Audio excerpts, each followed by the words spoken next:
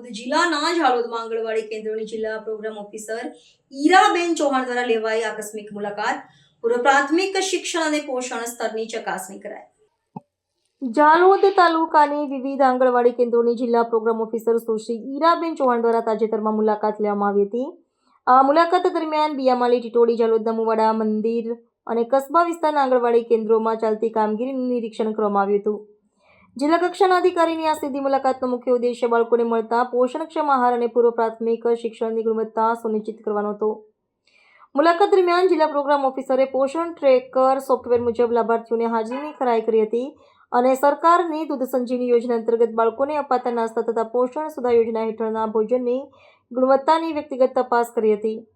તેમણે આંગણવાડીમાં ઉપલબ્ધ રાંધેલા ખોરાક અને પૂરક પોષણ આહારના જથ્થાની પણ ઝીણવટભરી ચકાસણી કરી હતી. આ સાથે જ કાર્યકરો દ્વારા બાળકોને કરાવાતી શૈક્ષણિક પ્રવૃત્તિઓનું અવલોકન કરી જરૂરી સુધારા સૂચવ્યા હતા. આ નિરીક્ષણ વેળાએ જિલ્લા પ્રોગ્રામ ઓફિસરે નાના ભૂલકાઓ સાથે બેસીને તેમને ભોજન કરાવ્યું હતું અને શૈક્ષણિક રમતોમાં ભાગ લઈ બાળકોને પ્રોત્સાહિત કર્યા હતા.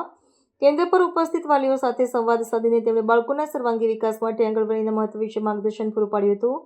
આ મુલાકાત દરમિયાન સંકલિત બાળ વિકાસ યોજના અધિકારી નીલુબેન સહિતના સ્ટાફ સભ્યો ઉપસ્થિત રહ્યા હતા.